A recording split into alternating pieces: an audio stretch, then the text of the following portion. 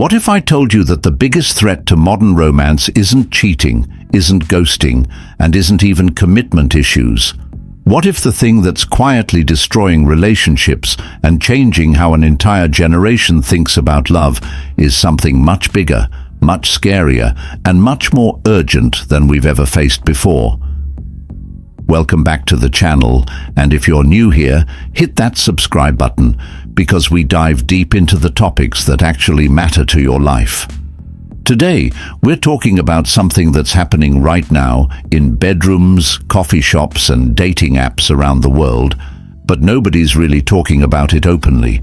We're exploring how the looming climate crisis is fundamentally rewiring the way young people fall in love, stay in love, and decide whether love is even worth pursuing at all. Before we dive in, I want you to think about your last relationship or your current one. Now ask yourself this: have environmental issues ever come up in your conversations about the future? Have you ever wondered if your partner cares enough about the planet? Have you ever questioned whether it's responsible to bring children into this world? If you're nodding along, you're experiencing what psychologists are now calling climate dating, and you're definitely not alone. Let me start with a story that's going to blow your mind. Last month, I received a message from a viewer named Alex, a 24-year-old from California. Alex told me about a date that started perfectly. Great conversation, incredible chemistry, shared interests in music and travel. But then, halfway through dinner, the topic shifted to current events. Alex mentioned being worried about the recent wildfires and climate change. Their date laughed it off, called it overhyped media nonsense, and suggested they talk about something more fun. Alex told me that in that moment, something just clicked off. Not because their date was a bad person, but because Alex realized they were looking at someone who fundamentally didn't share their worldview about the most important issue of their lifetime. The date ended politely, but Alex never called back. This wasn't about politics or preferences. This was about incompatible realities. Now, you might think Alex was being dramatic or overthinking things. But here's what's fascinating. Alex's experience represents a massive shift happening in dating culture that most people haven't even noticed yet. Young people aren't just dating for love anymore. They're dating for survival, for hope, for a shared vision of a future that might actually exist. The numbers are staggering. A recent study found that 68% of young adults under 30 say that a potential partner's stance on climate change is a major factor in their dating decisions. But it goes deeper than that. We're talking about people who are literally restructuring their entire approach to relationships around environmental consciousness. I want to introduce you to what researchers are calling eco-sexual selection. Just like animals in nature select mates based on traits that ensure survival, young humans are increasingly selecting partners based on environmental awareness and sustainability practices. It's evolution happening in real time, driven not by physical survival, but by planetary survival. Let me tell you about Rachel, a 26-year-old teacher from Colorado. Rachel created what she calls her climate compatibility checklist. Before she even goes on a first date, she checks someone's social media for environmental awareness, asks about their transportation choices, and gauges their knowledge of climate science. Rachel isn't looking for perfection, but she is looking for someone who lives in the same reality she does, a reality where climate change is the defining challenge of their generation. Rachel's approach might sound extreme, but it's becoming incredibly common. Dating apps are reporting that environmental keywords in profiles have increased by over 200% in the last 3 years. Words like sustainability, climate conscious, and eco-friendly are becoming the new looking for something serious or no drama. But here's where this gets really intense. Climate anxiety isn't just changing who people date. It's changing whether they date at all. I've been hearing from more and more young people who are choosing to stay single rather than invest emotional energy in relationships when they're not sure there's going to be a stable future to build those relationships in. Meet Jordan, a 23-year-old artist from New York. Jordan told me something that honestly kept me up at night. They said, "Why would I fall in love with someone when I'm not even sure we'll have a habitable planet in 20 years? Why would I plan a future with someone when I can't even imagine what that future looks like?" Jordan represents a growing group of young people who are experiencing what psychologists call anticipatory grief about relationships. They're mourning futures they're not sure they'll have, and it's paralyzing their ability to form connections in the present. This anticipatory grief is showing up in dating in ways that are both heartbreaking and fascinating. People are having conversations on first dates that previous generations might not have had until they were engaged. Questions like, "Do you want children? What do you think the world will look like in 2050? Are you prepared to make significant lifestyle changes to reduce your environmental impact?" These aren't casual getting-to-know-you questions anymore. They're existential compatibility tests, and they're happening over appetizers and coffee.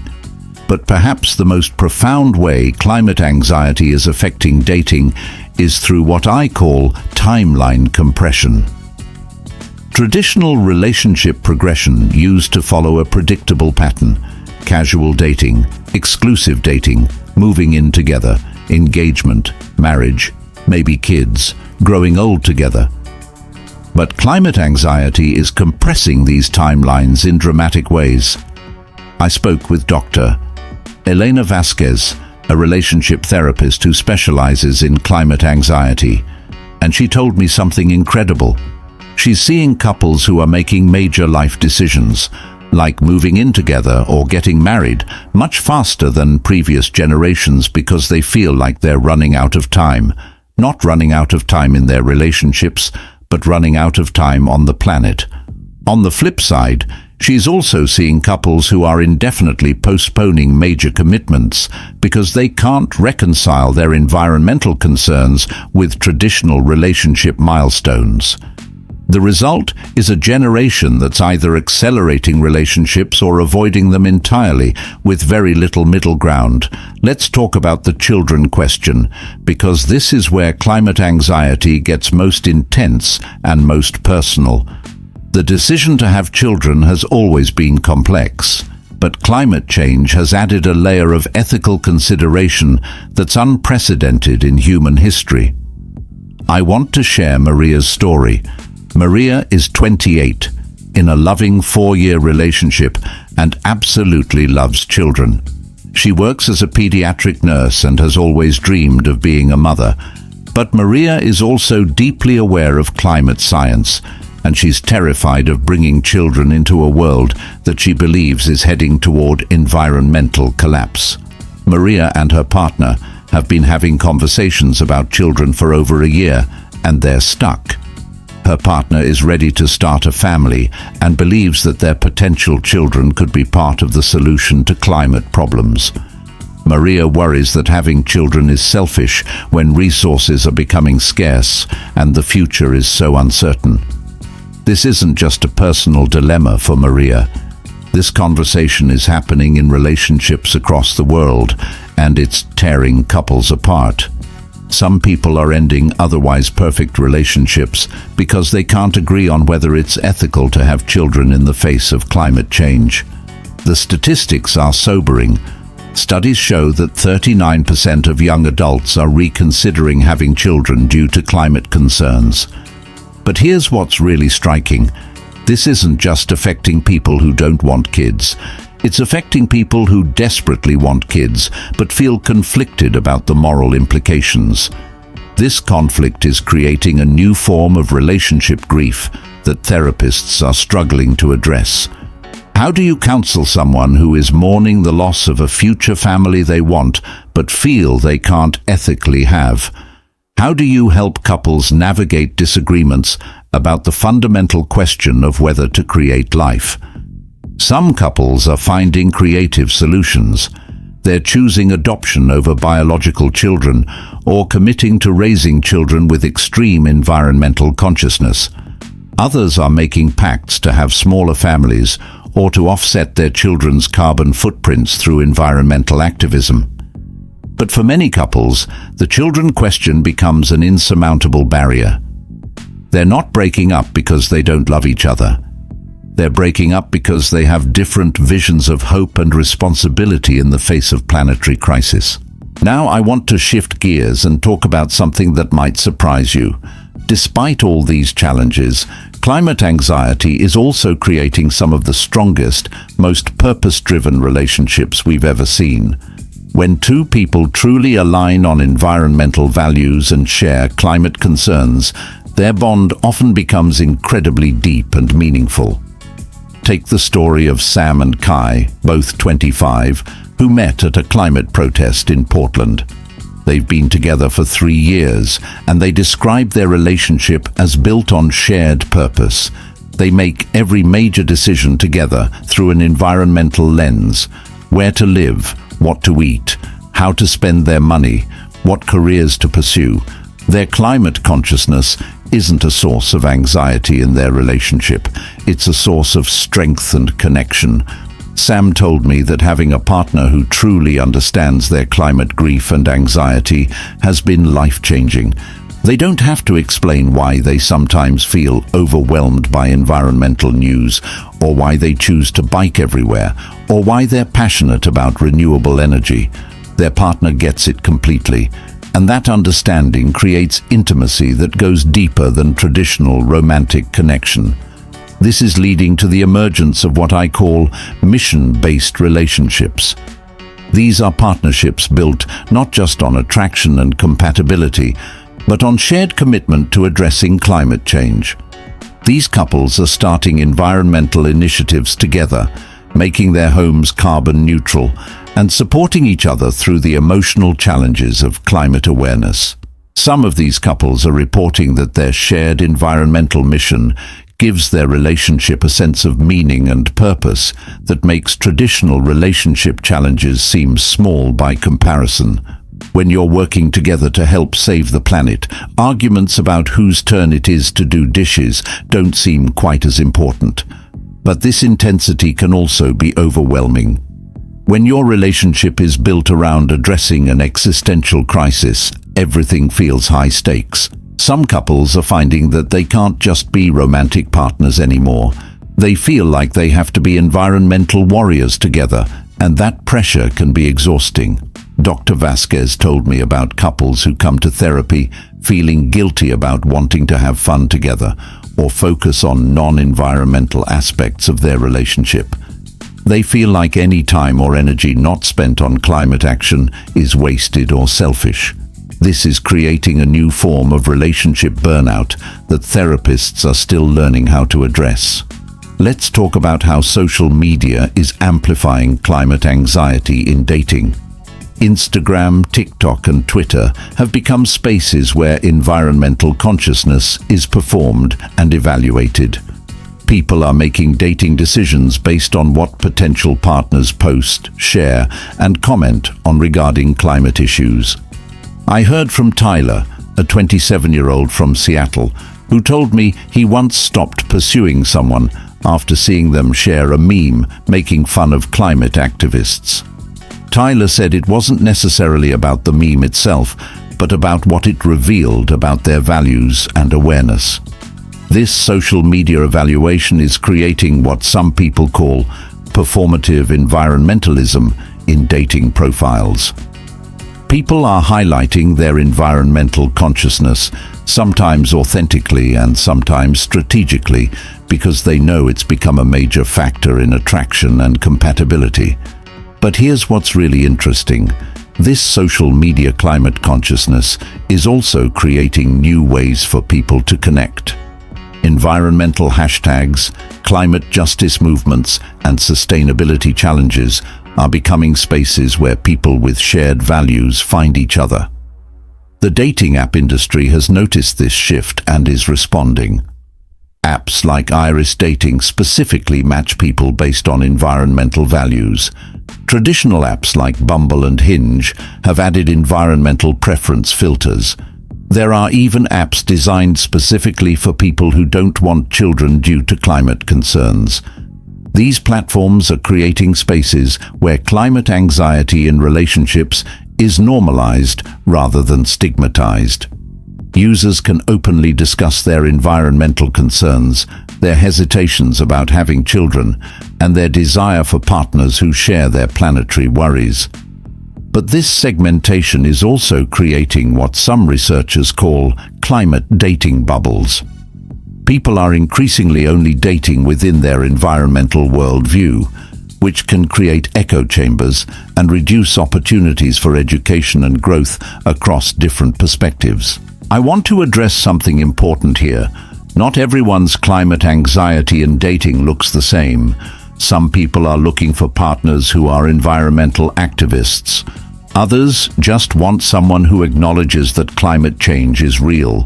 Some people need partners who share their specific concerns about the future. Others are okay with different levels of awareness, as long as there's respect and openness to learning. This spectrum of climate compatibility is creating new challenges in dating. How do you know if someone is environmental enough for you?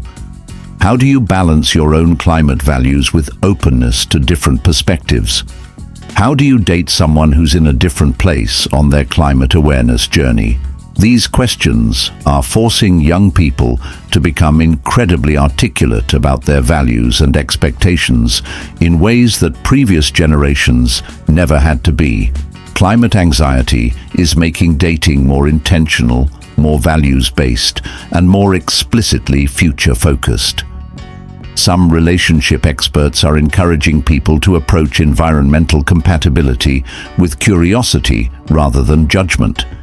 Instead of seeing climate consciousness as a fixed trait, they suggest viewing it as something that can grow and develop within relationships. This approach is leading some couples to become environmental mentors for each other. One partner might introduce the other to climate science, sustainable living practices, or environmental activism. These couples often report that growing together in environmental awareness strengthens their relationship and creates shared purpose. As we wrap up, I want to leave you with this thought. Climate anxiety in dating isn't just about individual relationship choices.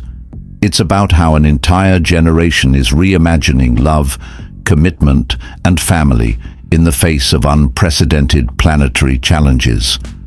Young people today are the first generation in human history to approach romantic relationships while simultaneously grappling with the possibility of civilizational collapse. That's not dramatic.